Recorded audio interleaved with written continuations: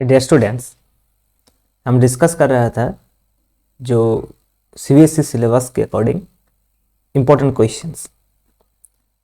So last video में हम ये पहला जो चैप्टर है electric charge and electric fields का, वो लगभग हाफ डिस्कस कर लिया।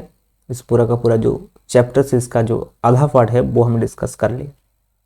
Now next part I am going to discuss in this video. So if you are new in this channel and अगर आपको ये वीडियो पसंद आ रहा है और लग रहा है कि ये आपके लिए हेल्पफुल होगा, तो आप चैनल को सब्सक्राइब कर सकते हैं। ठीक है, तो हम इलेक्ट्रिक फील्ड लाइन से आज स्टार्ट करेंगे। कल हम इलेक्ट्रिक फील्ड तक कर दिया फिनिश। सो आज हम डिस्कस करेंगे electric field lines, electric dipole and basically electric flux and Gauss law. Okay, so हमारा जो पहला टॉपिक्स है आज का वो इलेक्ट्रिक फील्ड लाइन्स है। और इलेक्ट्रिक फील्ड लाइन से मैंने दोनों क्वेश्चन को चूज किया। एक क्वेश्चन जो है कि show that the electric field lines for various charges, for point charges, for single isolated point charges and 2 point charges together. हो सकता है कि वो दोनों पॉइंट चार्ज सेम कैटेगरी का है, मतलब सेम नेचर का है, दोनों ही पॉजिटिव हो सकता है और दोनों ही नेगेटिव हो सकता है, और एक पॉजिटिव एक नेगेटिव हो सकता है।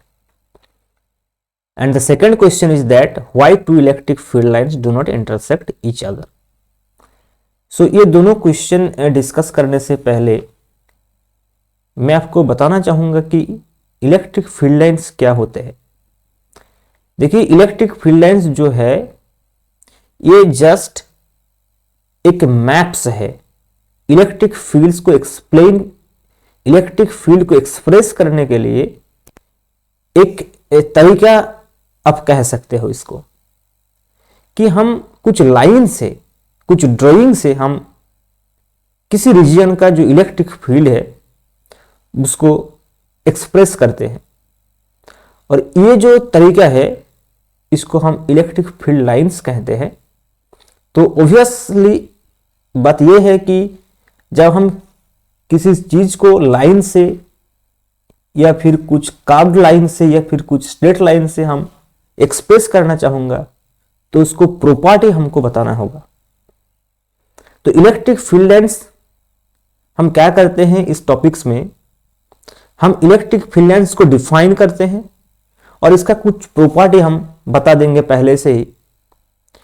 क्योंकि अगर हम किसी रीजन का इलेक्ट्रिक फील्ड एक्सप्रेस करना चाहूंगा तो दूसरों को तभी पता चलेगा जब हम उसका जो कैरेक्टरिस्टिक्स है, उसका जो प्रॉपर्टीज है, हम पहले ही बता दें।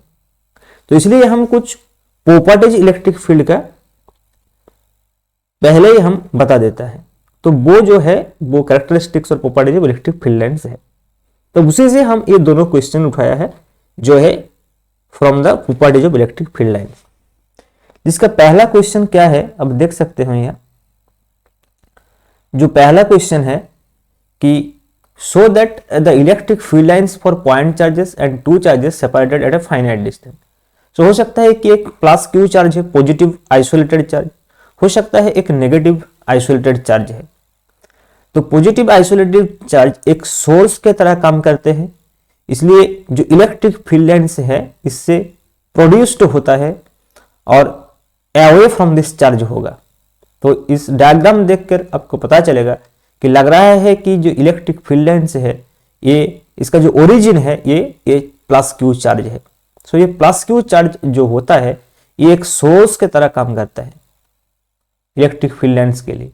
So for isolated point charges, basically for positive point charges, the field lines will be away from this charge. But for negative charge, it will act like a sink, कि absorb कर लेता है ये field lines को, इसलिए इसका जो direction है इससे ऑपोजिट है। तो इसमें क्या होगा, जो इलेक्ट्रिक फील्ड लाइन से it will be embedded to this और it will be synced to this minus q charge. So इसका जो डायरेक्शन होगा ये लग रहा है कि ये एंटर कर रहा है, ठीक है, ये माइनस क्यू पॉइंट चार्ज का होगा। अगर एक प्लस क्यू चार्ज एक माइनस क्यू चार्ज है तो ऑब्वियसली ये एक इलेक्ट्रिक डाइपोल है, सो प्लस क्यू चार्ज से ये फील्ड ओरिजिनेट होगा और ये माइनस क्यू चार्ज में एंड होगा। ठीक है, ऐसे हम और भी लाइन दिखा सकते हैं ऐसे करके। ठीक है, plus Q two minus Q, ये भी हम दिखा सकते हैं। ठीक है, लेकिन अगर दोनों सेम चार्ज हो गया, जैसे कि यहाँ आप देख सकते हो कि एक प्लस क्यू चार्ज है और एक प्लस क्यू चार्ज है, और you can write a minus q charge here and a minus q charge here, same will be same. So क्या होगा, जैसे कि हम प्लस क्यू चार्ज के लिए यहाँ पर दिखाया है, ये है प्लस क्यू चार्ज और ये plus q charge. So plus q charge से ये तो ओरिजिनेट होगा, लेकिन ये दिस प्लस क्यू चार्ज तक नहीं आएगा, इसको रिपल्स हो जाएगा, ऐसे ऐसे ये रिपल्स हो जाएगा। तो इलेक्ट्रिक फील्ड लाइन्स, ये फील्ड लाइन से रिपल्स हो रहा है क्योंकि इसका जो मिड पॉइंट होगा यहाँ इलेक्ट्रिक फील्ड जीरो होगा, सो कोई फील्ड लाइन यहाँ नहीं रहेगा, इसको हम न्यूट्रल पॉइंट कहते हैं। सिमिलरली यहाँ जो इलेक्ट्रिक फील्ड लाइन्स आएगा ऐसे, तो ये भी एक दूसरे के रिपल्स करेगा, ऐसा लगेगा। ठीक है, सो ये जो मिड पॉइंट होगा ये एक न्यूट्रल पॉइंट होगा। तो इस तरह के क्वेश्चन आपको सिलेबस में आ सकता है, आपको एग्जाम में आ सकता है कि एक आइसोलेटेड पॉजिटिव पॉइंट चार्ज के लिए इलेक्ट्रिक फील्ड लाइंस ड्रॉ करो, कि एक माइनस क्यू चार्ज के लिए इलेक्ट्रिक फील्ड लाइंस ड्रॉ करो, कि एक इलेक्ट्रिक डाइपोल के लिए, और two equal charges separated at a finite distance, आपको इलेक्ट्रिक फील्ड लाइंस ड्रॉ करना होगा। तो ये था हमारा पहला question, electric field lines. And the second question is that why two electric field lines do not intersect each other, क्यों दो इलेक्ट्रिक फील्ड लाइंस एक दूसरे को इंटरसेक्ट नहीं करते। तो इसको हम एक्सप्लेन कर सकते हैं। पहले आपको एक प्रॉपर्टी जानना पड़ेगा इलेक्ट्रिक फील्ड लाइंस का, कि मान लीजिए कोई एक रीजन में हम इलेक्ट्रिक फील्ड लाइंस को ऐसे दिखा दिया, सपोज ये एक इलेक्ट्रिक फील्ड लाइंस है, तो दिस इलेक्ट्रिक फील्ड लाइन से हमको इलेक्ट्रिक फील्ड का डायरेक्शन भी पता चलेगा, और इलेक्ट्रिक फील्ड का जो डायरेक्शन होगा, हम इस इलेक्ट्रिक फील्ड लाइंस के ऊपर कोई एक पॉइंट, मान लीजिए ये एक पॉइंट है, तो हमको दिस पॉइंट से इसी पॉइंट से हमको इलेक्ट्रिक फील्ड का डायरेक्शन चाहिए। तो हम क्या करेंगे, इस पॉइंट में हम एक टेंजेंट ड्रॉ करेंगे, और इलेक्ट्रिक फील्ड का जो डायरेक्शन होगा ये टेंजेंट के अलोंग होगा।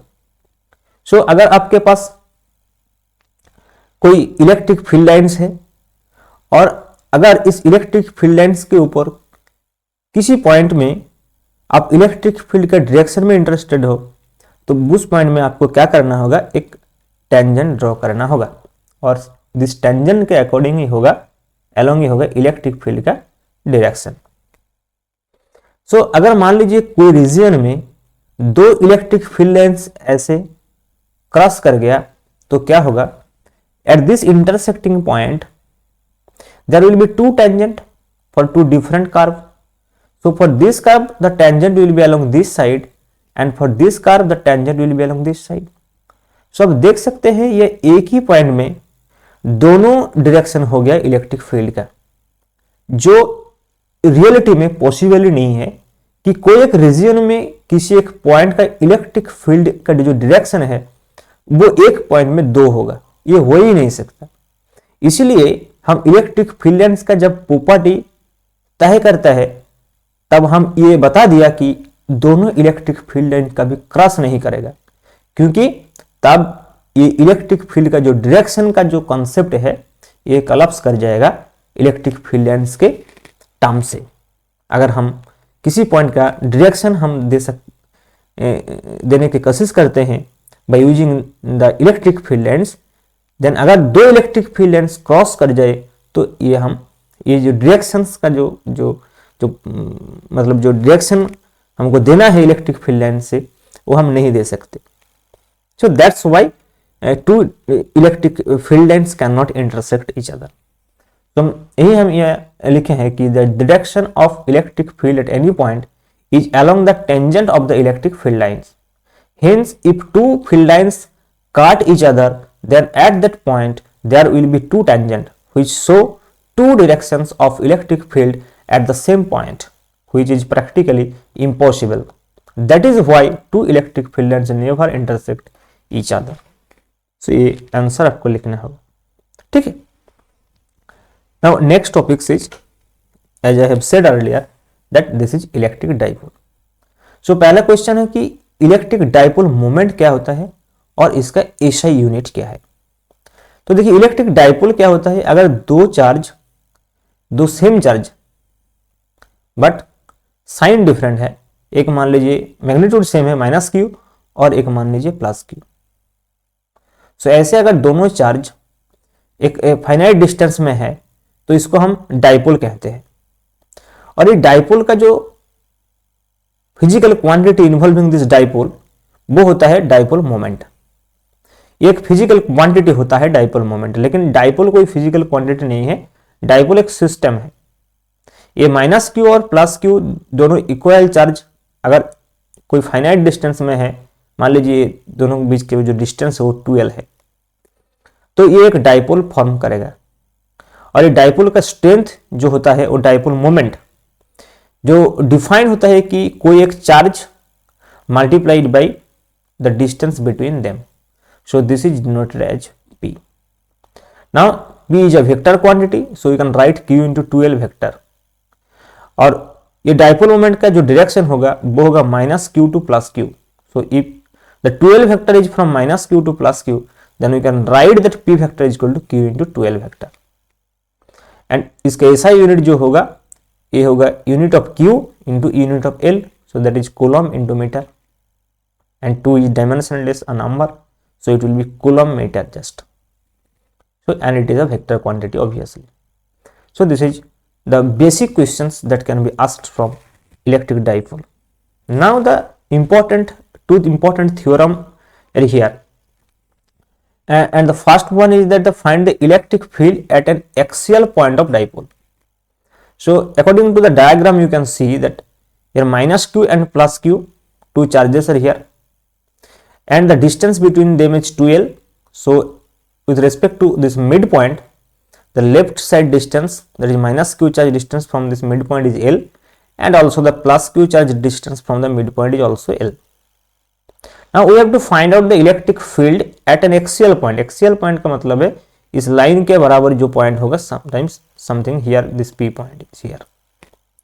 so अगर हम p पॉइंट में electric field, net electric field हम अगर p पॉइंट में निकालना चाहता है तो हमको ये +q से p पॉइंट का डिस्टेंस और -q से p पॉइंट का जो डिस्टेंस है वो जानना पड़ेगा। और इसलिए जो रेफरेंस डिस्टेंस हम लेंगे वो मिड पॉइंट्स से जो डिस्टेंस है p का, दैट इज r।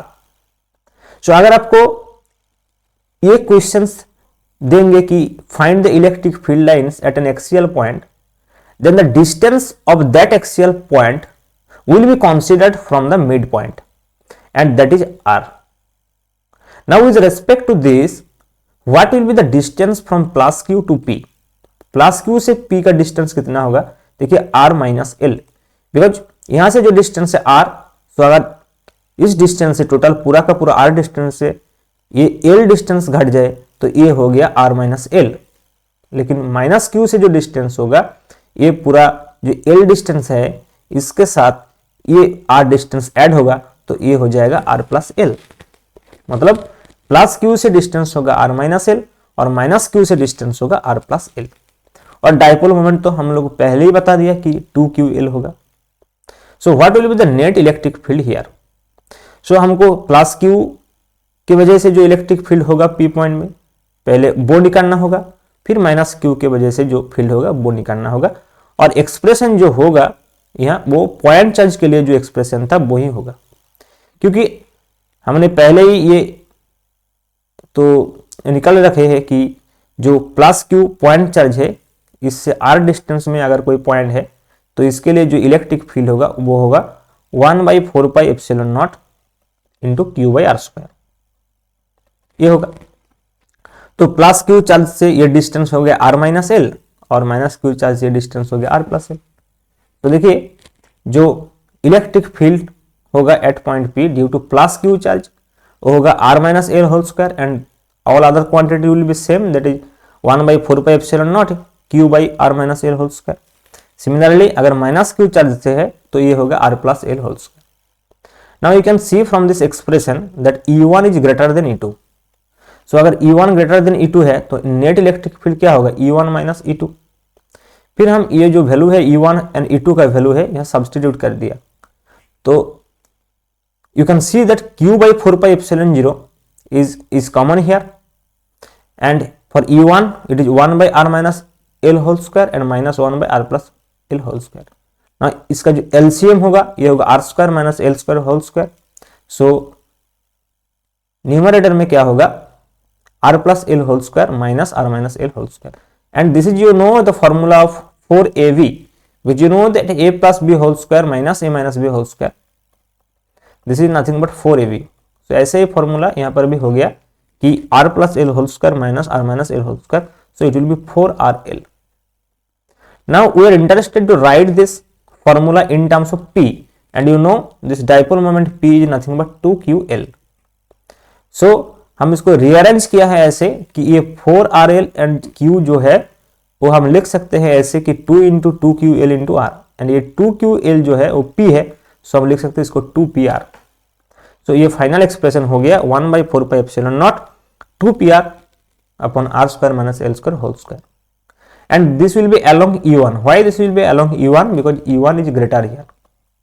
So जो फील्ड ग्रेटर होगा फाइनल डायरेक्शन जो नेट डायरेक्शन होगा उसके अलॉन्ग ही होगा. तो ये हो गया final expression. And if you see the question then you can see that modify the expression for short dipole. ये लिखा हुआ क्या, modify the expression for short dipole. मतलब शॉर्ट डाइपोल के लिए ये जो एक्सप्रेशन है ये कैसा होगा. देखिए शॉर्ट डाइपोल का मतलब क्या है, शॉर्ट डाइपोल का मतलब है minus Q and plus q charge जो है ये नजदीक रहेगा. मतलब इसका बीच में जो डिस्टेंस है L और 2L ये छोटा होगा. किसके रेस्पेक्ट में, R के रेस्पेक्ट में, क्योंकि R तो मिड पॉइंट से डिस्टेंस है. अगर डाइपोल छोटा हो गया तो R की रेस्पेक्ट में L छोटा हो जाएगा. तो कंडीशन क्या होगा, R is very very greater than L. अगर R बहुत बड़ा है L के कंपैरिजन में तो R square minus L square में हम L स्क्वायर को नहीं कंसीडर करेंगे. So R square minus L square is almost equal to R square हो जाएगा. तो यह जो डिनोमिनेटर है यह R स्क्वायर होगा सिर्फ. सो ये हो जाएगा R square whole square. So it will be R to the power 4, and ऊपर भी एक R है तो ये कट जाएगा, फिर नीचे R क्यूब हो जाएगा. तो नेट जो इलेक्ट्रिक फील्ड होगा एक्सियल पॉइंट में ये हो गया 1 by 4 pi epsilon naught into 2p by r cube, and this result is valid for only short dipole. For short dipole. Okay, so this result will be valid for short dipole. Similarly, we have to find out the electric field at perpendicular bisector. You know the same thing, that is minus q and plus q here. The distance between them is L plus L 2L, and from this midpoint the perpendicular distance from this midpoint to this P is R. This is the perpendicular distance, and we have to find out the electric field here at this point P. So same thing will happen here also कि minus Q की वजह से जो electric field होगा इधर और plus Q की वजह से जो इलेक्ट्रिक फील्ड होगा वो इधर. सो अगर हम दिस एंगल को थीटा मान ले तो ये होगा थीटा ऑल्सो, ये होगा थीटा. सो ये E जो है इसका दो कंपोनेंट होगा, एक होगा E साइन थीटा इधर और एक होगा E कॉस थीटा इधर. सिमिलरली दिस E का भी दो कंपोनेंट होगा, एक होगा E साइन थीटा इधर और E कॉस थीटा इधर.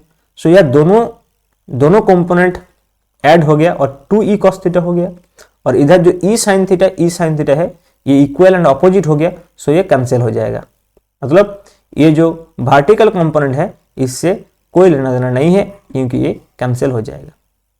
और ये जो डिस्टेंस है आप देख सकते हैं ये है root are square plus L square, और ये डिस्टेंस भी है root are square plus L square, और ये चार्ज का जो मैग्नीट्यूड ये सेम है, इसलिए हम इसको ई लिखा है दोनों केस में, क्योंकि इलेक्ट्रिक फील्ड का जो मैग्नीट्यूड होगा सेम ही होगा, क्योंकि चार्ज भी सेम है और डिस्टेंस भी सेम है, तो इलेक्ट्रिक फील्ड का मैग्नीट्यूड तो सेम होगा ही होगा, सिर्फ और सिर्फ इसको डायरेक्शन डिफरेंट है. So what will be the net electric field? You can see this is 2E cos theta, and other all things are cancel out. So this is the net electric field, that is 2E cos theta, and this is same thing as you know that P is equal to 2QL. Now we have to substitute the value of E and the value of cos theta. So what is E? E is very simple, that 1 by 4 pi epsilon naught into Q divided by distance square, and here the distance is root R square plus L square and square of this. So it will be simple R square plus L square. And what is cos theta? Cos theta is the base upon hypotenuse. So base is here L and hypotenuse is root r square plus L square. So it is L upon root r square plus L square. So here one is under root and here simple r square plus L square. मतलब 1 plus 1/2 हो गया, 1/2 हो गया. So it will be 1 plus 1/2 and that will be 3/2. क्योंकि ये देखिए ये जो root are square plus L square है ना, ये तो simple r square plus L square है और ये हो गया root are square plus L square. So ये दोनों मिलकर क्या होगा 3/2 और ये 2q एंड l मिलकर हो गया p. सो ये हो जाएगा 1/4 pi epsilon naught p by R square plus L square to the power 3/2.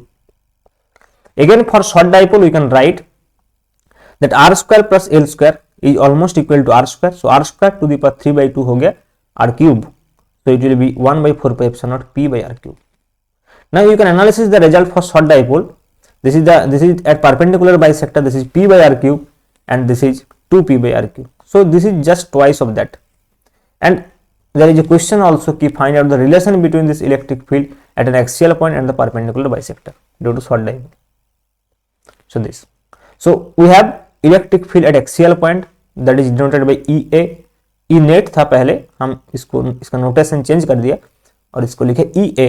EA का मतलब है axial point. So electric field eight axial point is 1/4 pi epsilon not into 2p by r cube, and electric field at perpendicular bisector that is EP that is 1/4 pi epsilon naught p by r cube. So you can see this EA is nothing but 2 into EP. 2 into EP. So this is the relation between. Sometimes it can be written in this way also that EP is equal to half EA. Same here. So ये question पूछता है, ठीक है, कि what is the relation between these two fields. Now let us discuss about the torque on dipole. This is also a very important question. And here the dipole is situated in uniform electric field. This is most important thing. Here the field is uniform and uniform electric field में जो electric field lines होते हैं वो parallel lines होते हैं. So हम इसको parallel line से denote किया है, देख सकते हैं. और जो डाइपोल है यह है माइनस क्यू और प्लस क्यू. सो ये डाइपोल का जो डायरेक्शन होगा इधर होगा पी, है ना. तो ये डाइपोल का डायरेक्शन है और ये फील्ड का डायरेक्शन है, या दोनों के बीच में जो एंगल है theta. Now what is the force acting on this dipole? What is the net force acting on this dipole? So Q के ऊपर जो फोर्स होगा ये इलेक्ट्रिक फील्ड के डायरेक्शन में होगा क्योंकि ये प्लस चार्ज है, और माइनस क्यू के ऊपर जो फोर्स होगा ये ऑपोजिट में होगा, लेकिन मैग्नीट्यूड सेम ही है. ये भी क्यू ई है और ये भी क्यू ई है, लेकिन ये जो दोनों फोर्स है सेम मैग्नीट्यूड का है लेकिन ऑपोजिट डायरेक्शन का है. मतलब नेट फोर्स जो होगा वो जीरो हो जाएगा. सो नेट फोर्स कितना होगा? Q e minus q e, तो it will be zero ultimate. So net force तो जीरो हो गया, लेकिन टॉर्क जीरो नहीं होगा. So what will be the torque? Definition of torque is the force any one of this parallel force into the perpendicular distance between them, and that is here 2l sin theta. You know, if this is 2l and if this is theta, so this will also be theta. So from this right angle triangle you can find out that this is 2l sin theta. This is dotted line, this is the perpendicular distance, this is 2l sin theta. So one force is qa and the perpendicular distance between them is 2l sin theta. So that will be the torque finally. So you can see here that the torque is any one of the force and the distance between them. Now you can again rearrange this 2ql together because this is p and e sin theta, so it will be finally p e sin theta. You can see. Now you can write it in vector form also, कि tau vector is equal to p cross e vector, because you know the a cross b is nothing but ab sin theta and tau is a vector quantity, so you can write it in vector form. Okay, और हम इसको cross product की form में लिखा है, ठीक है.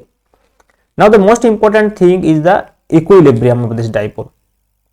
You know, any dipole which is situated in a uniform electric field or in any electric field, अगर कोई इलेक्ट्रिक फील्ड में कोई डाइपोल है तो उसका नेचुरल टेंडेंसी क्या होगा कि वो फील्ड के बराबर वो रहना चाहेंगे, ठीक है. मान लीजिए कि ये जो डायग्राम है अगर हम इसको छोड़ दें तो क्या होगा, ये देखिए क्यू इधर एक्ट कर रहा है और दिस क्यू इधर एक्ट कर रहा है, तो ये क्या होगा जल्दी, ये क्यू ई इसको इधर घुमाएंगे और ये क्यू ई इसको इधर घुमाएंगे, तो ये क्या हो जाएगा, ऐसे हो जाएगा ना.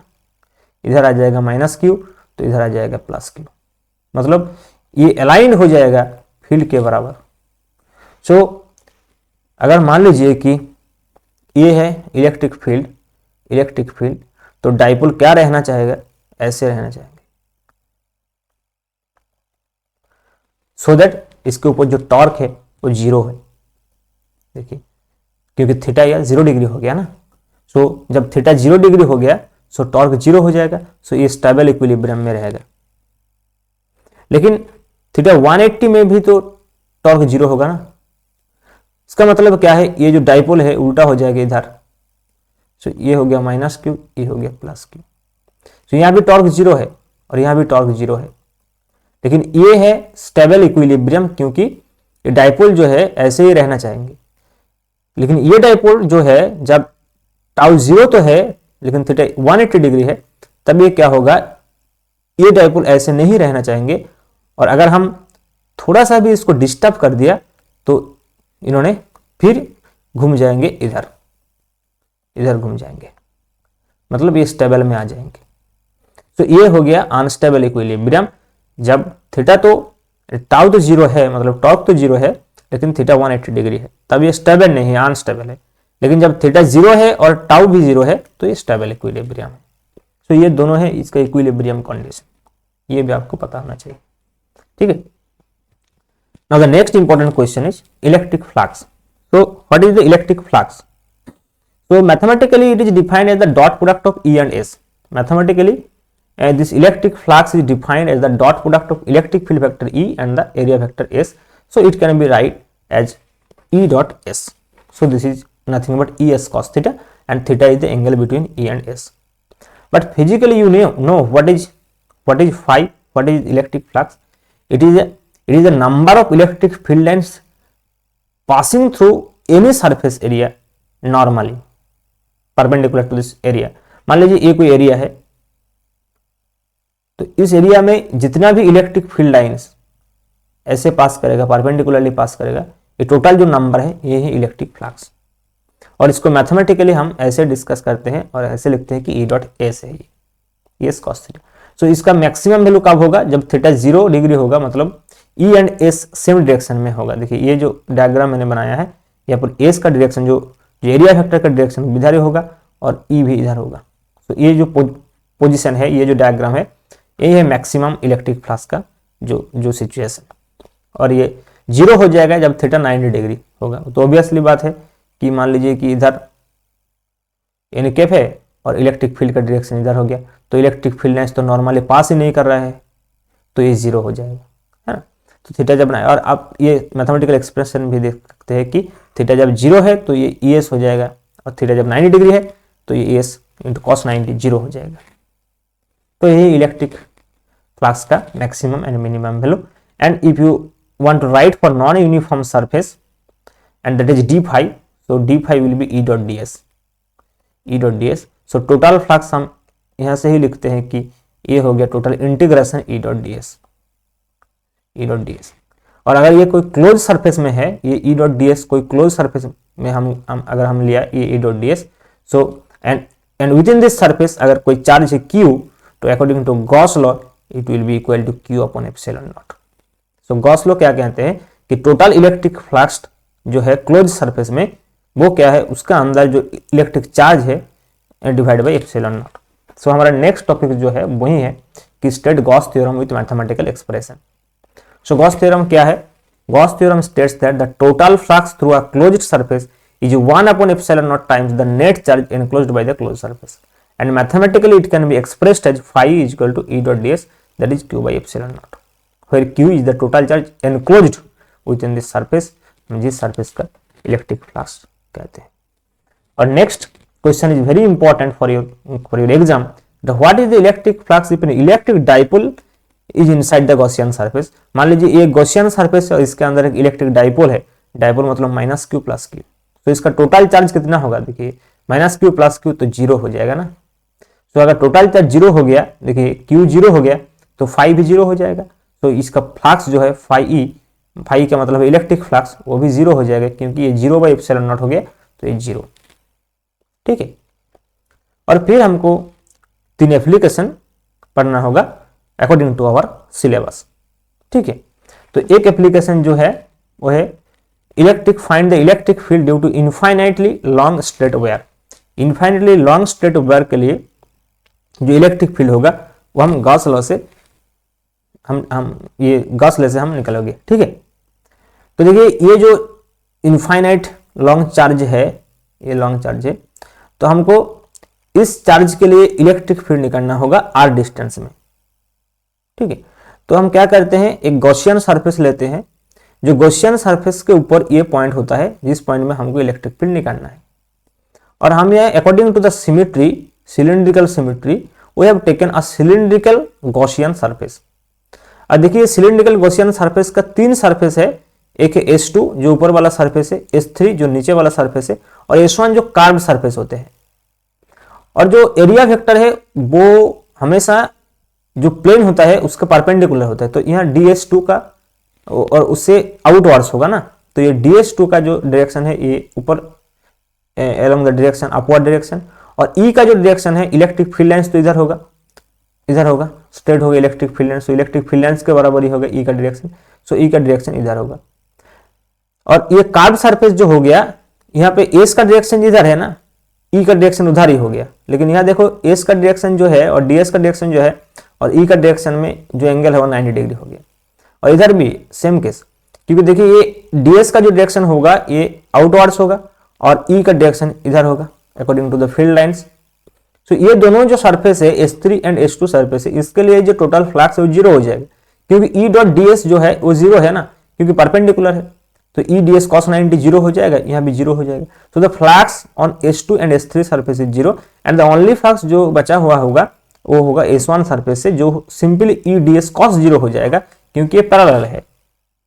तो टोटल जो क्लोज इंटीग्रेशन होगा E डॉट ds, ये तो तीनों सरफेस के लिए होगा, S1 सरफेस के लिए होगा E dot ds1, S2 surface के लिए होगा E dot ds2 and S3 surface के लिए होगा E डॉट ds3। लेकिन बचेगा सिर्फ और सिर्फ E डॉट ds1, क्योंकि ds2 और ds3 के लिए ये 0 है ना, cos 90 हो गया, तो ये दोनों 0 हो गया, तो जो बचा हुआ है ये E ds1 cos 0, तो ये होगा E into ds1। Now ds1 का अगर हम इंटीग्रेशन करें तो इसको S1 आ जाएगा, तो S1 क्या है, ये देखिए ये पूरा कार्व सरफेस का एरिया है, और you know curve area of curve surface of cylinder this is just 2 pi RL, so phi E क्या होगा, E इंटू 2 पाई RL। ये होगा total flux throughout the whole Gaussian surface, and according to the Gauss theorem this is equal to q by epsilon naught. Now what is the total charge inside this Gaussian surface? Total charge is this is the total charge, and question में ये दिया होगा कि इसका जो charge density है lambda, सो अगर charge density lambda है मतलब पर यूनिट लेंथ में अगर चार्ज लैम्डा है, तो ये टोटल जो लेंथ है L लेंथ में कितना होगा, lambda L, so it will be just lambda L upon epsilon naught. सो क्या होगा अकॉर्डिंग टू, देख सकते हैं आप अकॉर्डिंग टू गॉस थ्योरम, ये फाई ई जो है क्यू बाई एप्सिलॉन नॉट होगा, और फाई ई हम पहले ही निकल रहा है कि E इंटू 2 पाई RL, और क्यू जो है lambda L, so lambda L upon epsilon naught. Now this L will cancel out and E will be just lambda upon 2 pi epsilon 0 R, and again you can see here E is inversely proportional to R। So इसका जो diagram होगा E versus R ऐसे ही होगा कि जब जब R बढ़ेगा तो E डिक्रीज होगा। ठीक है, तो ये इंपॉर्टेंट एप्लीकेशन है गॉस थ्योरम का, जो है electric field due to an infinitely long straight charged wire. फिर हम देखेंगे और एक एप्लीकेशन की जो इलेक्ट्रिक फील्ड होता है, find electric field at any nearby point due to uniformly charge infinite plane sheet. तो ये एक इनफाइनाइट प्लेन शीट है, और इसके लिए हम एक गॉसियन सरफेस चूज किया है, सिलिंड्रिकल है, लेकिन ये जो सिलेंडर है पहले जो सिलेंडर था उसके थोड़ा डिफरेंट है, क्योंकि ये हॉरिजॉन्टल सिलेंडर हो गया, क्योंकि देखिए according to the symmetry of electric field we have to take the Gaussian surface ना, so this Gaussian surface is taken completely by experience. But हमारा क्या है, हमारे सिलेबस में जो है हम तो पहले ही पढ़ लेता है कि गॉसियन सरफेस कैसा होता है होगा, otherwise you have to see the symmetry of the electric field. You know here the electric field is along this direction, so हम इस डायरेक्शन को चुना है कि हम जो सरफेस लूंगा इस डायरेक्शन में लूंगा। तो देखिए ये सरफेस के अंदर कितना चार्ज होगा, ये चार्ज होगा जो सरफेस के अंदर, जो ये गॉसियन सरफेस के अंदर चार्ज है, ये सिर्फ यही पार्ट है ना, तो इस पार्ट का टोटल चार्ज होगा सिग्मा इंटू ए, क्योंकि सिग्मा क्या होता है, सिग्मा होता है चार्ज पर यूनिट एरिया। तो ये एरिया अगर ए है तो ए एरिया में चार्ज होगा सिग्मा इंटू ए। सो ये जो चार्ज है ना, ये गॉसियन सरफेस का अंदर है। Now we have to find out the electric flux. तो देखिए इलेक्ट्रिक फ्लक्स क्या होगा, ये जो कार्ब सरफेस है ना, ये कार्ब सरफेस पहले जीरो हो जाए, क्योंकि अगर हम यहाँ एक ds ले लेते हैं तो इसका डायरेक्शन होगा अपवर्ड और ई का डायरेक्शन देखिए इधर है, मतलब ये जो एंगल है 90 डिग्री, मतलब ये कार्ब सरफेस में जो इलेक्ट्रिक फ्लक्स है वो जीरो हो जाएगा। लेकिन देखिए पहले क्या था, पहले कार्ब सरफेस में तो जीरो नहीं हो रहा है, ओनली फ्लैट सरफेस में जीरो हो रहा था। लेकिन अभी क्या होगा, फ्लैट सरफेस में जीरो नहीं होगा, क्योंकि देखिए इस सरफेस में जो एस का डायरेक्शन होगा इधर ही होगा और ई का डायरेक्शन भी इधर, इस सरफेस में भी एस और ए का जो डायरेक्शन हो इधर हो और ई का डायरेक्शन भी सेम, तो सेम है। मतलब ये जो फ्लक्स होगा ई इंटू एस, एस के जगह यहाँ हम ए यूज किया है तो ई इंटू ए होगा, ई डॉट एस जो होता है और ई डॉट ए जो होता है, ई ए कॉस जीरो हो गया ना, और इधर भी सेम ही होगा ई ए। लेकिन ये कार्ब सरफेस के लिए जीरो है, मतलब टोटल फ्लक्स क्या होगा ई ए प्लस ई ए। सो टोटल फ्लक्स हो गया देखिए 2EA, और अकॉर्डिंग टू गॉस लॉ ये हो गया Q बाई एप्सिलॉन नॉट के बराबर, मतलब 2EA हो गया Q अपॉन एप्सिलॉन नॉट, और Q क्या है सिग्मा ए। सो ये हो जाएगा 2EA is equal to sigma A by epsilon naught. So A cancel out हो गया, सो ई हो गया sigma upon 2 epsilon naught. So ये इलेक्ट्रिक फील्ड का जो एक्सप्रेशन होगा नियर बाई पॉइंट में, किसके लिए, प्लेन शीट जिसका चार्ज डेंसिटी है सिग्मा, और ये इनफाइनाइटली प्लेन शीट है, इनफाइनाइटली प्लेन शीट है, ठीक है। And the last application is for electric field inside and outside the uniformly charge thin spherical shell. So अगर स्फेरिकल सेल थिन है तो इसका जो चार्ज है ये जस्ट सरफेस में ही रहेगा ना, जो चार्ज है ये सरफेस में रहेगा। सो अगर हम कोई आउटर पॉइंट में इलेक्ट्रिक फील्ड निकालना चाहूंगा, मान लीजिए कि this point is our field point, तो ऐसे हम गाउसियन सरफेस को हमको लेना है कि ये जो फील्ड पॉइंट है ये गाउसियन सरफेस का ऊपर रहेगा। तो ये जो डॉटेड लाइन है ये गाउसियन सरफेस है, जिसके अंदर अब देखिए ये टोटल जो पूरा का पूरा चार्ज है, मान लीजिए ये टोटल चार्ज है Q, तो ये Q चार्ज जो है ये गाउसियन सरफेस का अंदर है। तो अकॉर्डिंग टू गॉस थ्योरम में क्या होगा, जो फ्लक्स होगा ये होगा Q अपॉन एप्सिलॉन नॉट। ना फ्लक्स कितना होगा, देखिए ये ई का जो डायरेक्शन है और एन कैप का डायरेक्शन जो होगा ये हर पॉइंट में सेम ही होगा, क्योंकि सरफेस का डायरेक्शन क्या होगा आउटवर्ड्स होगा, और इलेक्ट्रिक फील्ड का डायरेक्शन भी इधर ही है, यहाँ भी है यहाँ भी है, तो हर जगह में है। मतलब ये जो होगा इलेक्ट्रिक फ्लक्स वो होगा simple E S cos zero, क्योंकि ई एंड एस का डायरेक्शन सेम ही है। और एस यहाँ पर क्या होगा, देखिए एस होगा ये पूरा का पूरा जो सरफेस है, तो ये पूरा सरफेस जो है, सॉरी ये जो पूरा का पूरा सरफेस है, ये सरफेस एरिया कितना होगा 4πr² होगा, 4πr²। सो ये हो गया E into 4πr²। So E into 4πr² होगा टोटल फ्लक्स हो गया, equal to according to Gauss theorem क्या होगा, ये होगा Q अपॉन एप्सिलॉन नॉट। तो यहाँ से हम E निकल सकते हैं कि E हो गया 1/4πε0 इंटू Q/r²। तो यहाँ भी जो कार्ब है सेम ही होगा E वर्सेस R, देखिए ऐसे ही होगा। लेकिन मान लीजिए कि ये है सरफेस जिसका डिस्टेंस है कैपिटल R, सो अंदर क्या होगा, ये तो बाहर हो गया ना, आउटसाइड हो गया। देखिए दिस पॉइंट इज आउटसाइड, अगर ये पॉइंट अंदर होता तो हम गॉसियन सरफेस यहाँ लेते थे, और अगर हम गॉसियन सरफेस यहाँ लेते थे तो देखिए अंदर कोई चार्ज नहीं है। अगर अंदर कोई चार्ज नहीं है इसका मतलब क्या है, ये E जो होगा देखिए जीरो हो गया ना, क्योंकि देखिए E इंटू 4πr² क्या होगा 0/ε0 होगा। सो E इंटू 4πr² अगर जीरो हो गया तो E भी जीरो हो जाएगा, मतलब यहाँ कोई इलेक्ट्रिक फील्ड नहीं रहेगा। तो ये जो कार्ब है इधर ये ब्लैंक रहेगा और सिर्फ इधर होगा। तो देखिए नेक्स्ट डायग्राम में मैंने दिखाया है इसको कि ये है गाउसियन सरफेस, और देखिए गाउसियन सरफेस के अंदर कोई चार्ज नहीं होगा, क्योंकि चार्ज जो होगा ये तो सरफेस में होगा ना। सो नाउ गाउसियन सरफेस अंदर हो गया, सो अंदर होने की वजह से ये जो Q है ये जीरो हो जाएगा। So E into 4πr² equal to 0, so E equal to 0। इसलिए जो थिन स्फेरिकल सेल होता है उसका जो इलेक्ट्रिक फील्ड होता है अंदर वो जीरो होता है, इसलिए हम इसको दोनों पार्ट में डिवाइड कर सकते हैं।